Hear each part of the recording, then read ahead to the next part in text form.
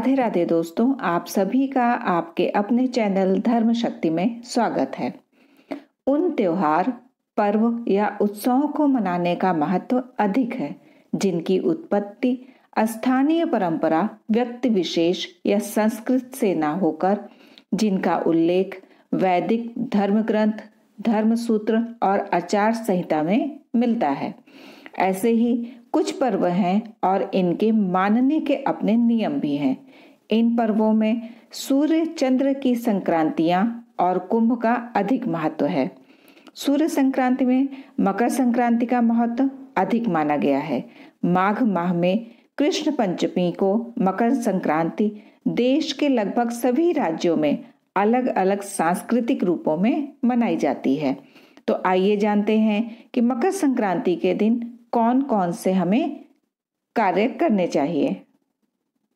मकर संक्रांति में मकर शब्द मकर राशि को इंगित करता है, जबकि संक्रांति का अर्थ संक्रमण अर्थात प्रवेश करना है।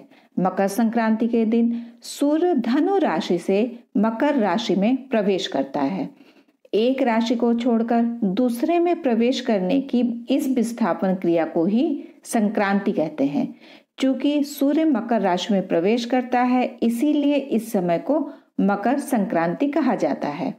हिंदू महीने के अनुसार पौष शुक्ल पक्ष में मकर संक्रांति का पर्व मनाया जाता है। चंद्र के आधार पर माह के दो भाग होते हैं, कृष्ण और शुक्ल पक्ष। इसी तरह सूर्य के आधार पर वर्ष के दो भाग होते हैं, उत्तरायण और दक्षिणायण। इस दिन से सूर्य उत्तरायण को जाता है।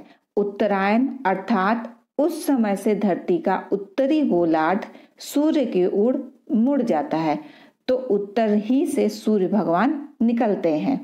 इसे सोम्यायन भी कहते हैं।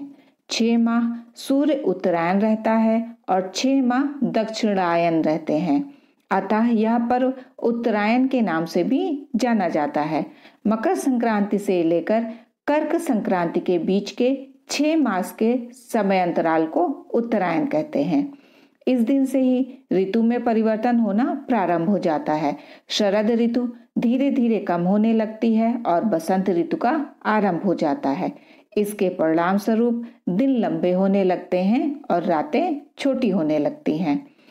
भारतीय ज्योतिष शास्त्र में वर्ष को 12 संक्रांतियों में बांटा गया है, जिसमें से 4 संक्रांतियां महत्वपूर्ण मानी गई हैं, मेष, तुला, कर्क और मकर संक्रांति। इसी दिन से बसंत ऋतु की भी शुरुआत होती है और यह पर्व संपूर्ण अखंड भारत में फसलों के आगमन की खुशी के रूप में मनाया जाता है। मकर संक्रांति के इस पर्व को भारत के अलग अलग राज्यों में वहां के स्थानीय तरीकों से मनाया जाता है। दक्षिण भारत में इस त्योहार को पोंगल के रूप में मनाया जाता है। वहीं उत्तर भारत में इसे लोहड़ी या खिचड़ी पर्व, पतंगोत्सव आदि कहा जाता है।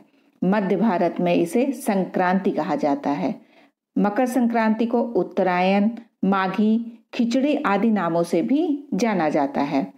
सर्दी के मौसम में वातावरण का तापमान बहुत कम होने के कारण शरीर में रोग और बीमारियां जल्दी लगती हैं। इसीलिए इस दिन गुड़ और तिल से बने मिष्ठान या पकवान बनाए और खाए जाते हैं। इनमें गर्मी पैदा करने वाले तत्वों के साथ ही शरीर के लाभदायक पोषक पदार्थ भी होते हैं। उत्तर भारत में इस दिन खिचड़ी का भोग लगाया जाता है।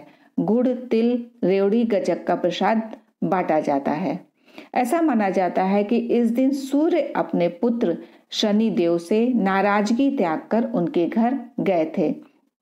इसीलिए इस दिन पवित्र नदी में स्नान, दान और पूजा आदि करने से पुण्य 1000 गुना प्राप्त होते हैं। इस दिन गंगा सागर में मेला भी लगता है। इसी दिन मलमास की या जिसे हम खरमास कहते हैं, उसका भी समापन होता है और शुभ माह प्रारंभ होने के कारण लोग दान पुण्य से अच्छी शुरुआत करते हैं। इस दिन को सुख और समृद्धि का प्रारंभ माना जाता है। यह पर्व पतंग महोत्सव के नाम से भी जानते हैं हम। पतंग उड़ाने के पीछे मुख्य कारण होता है कि कुछ घंटे सूर्य के प्रकाश में बिताना। यह समय सर्दी का होता है और इस मौसम में सुबह का सूर्य प्रकाश शरीर के लिए स्वास्थ्यवर्धक और त्वचा और हड्डियों के लिए अत्यंत लाभदायक होता है। इसीलिए उत्सव के साथ ही सेहत का भी हमें लाभ प्राप्त होता है।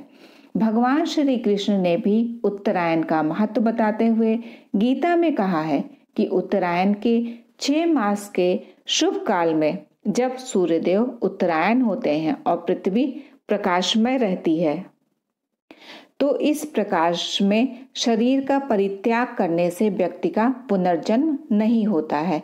ऐसे लोग ब्रह्म को प्राप्त होते हैं। यही कारण था कि भीष्म पितामह ने शरीर का तब तक त्याग नहीं किया था जब तक कि सूर्य उत्तरायण नहीं हो गए थे।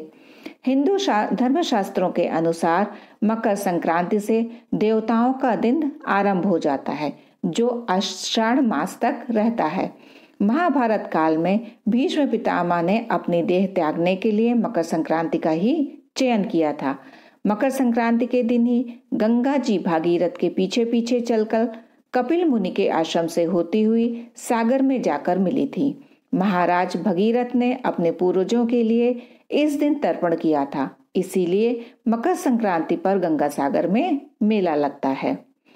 उदया तिथि के अनुसार मकर संक्रांति इस वर्ष 14 जनवरी को मनाई जाएगी। इस दिन सूर्य सुबह 8:41 पर मकर राशि में प्रवेश करेंगे। हिंदू पंचांग के अनुसार मकर संक्रांति का पुण्य काल का समय है सुबह 9:03 से लेकर शाम को 5:46 तक और महापुण्य काल का समय है सुबह 9:03 से लेकर सुबह के 10:48 तक रहेगा। तो हमें महापुण्य काल 1 घंटा 45 मिनट का प्राप्त हो रहा है, जबकि पुण्य काल हमें 8 घंटे 42 मिनट का प्राप्त हो रहा है। तो इस दौरान हमें दान पुण्य स्नान आदि कर लेना चाहिए। 14 जनवरी को राहु काल का समय दोपहर के 3:08 से दोपहर के 4:27 तक रहेगा। इस दौरान किसी भी प्रकार के शुभ कार्य करना वर्जित माना गया है। तो इस दिन सबसे पहले सुबह सुबह ब्रह्म मुहूर्त में उठकर पानी में गंगा जल मिलाकर स्नान करें। यदि अब आप किसी तीर्थ पर जा सकते हैं तो वहां पे स्नान करना और भी शुभदायक होगा। गणेश जी का ध्यान करें। तांबे के एक लोटे में जल, लाल पुष्प, लाल रोली, गुड़, अक्षत और काला तिल मिलाकर उगते हुए सूर्य भगवान को आर्घ्य देते हैं। आर्घ्य देते समय सूर्य मंत्र और गायत्री मंत्र भी पढ़ सकते हैं। आर्घ्य देने के समय जल की धारा में देखकर सूर्य देव का हम दर्शन करते हैं, जो कि बहुत ही शुभ माना जाता है।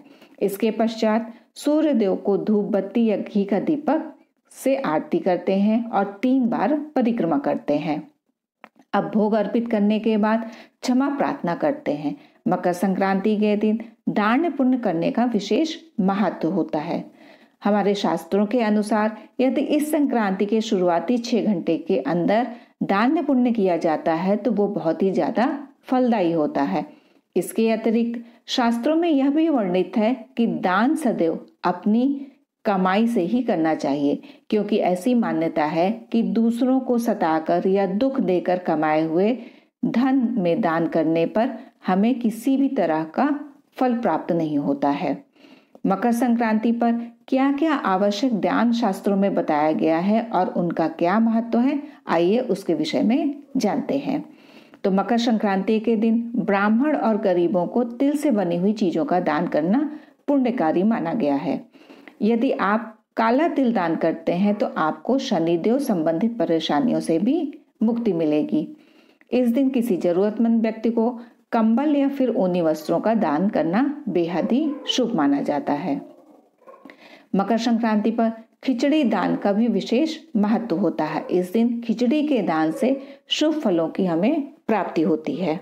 इस दिन शुद्ध देसी घी का दान करने से करियर में लाभ और भौतिक सुखों की प्राप्ति होती है। इस दिन गुड़ के दान से नवग्रह से जुड़े हुए दोष भी समाप्त होते हैं।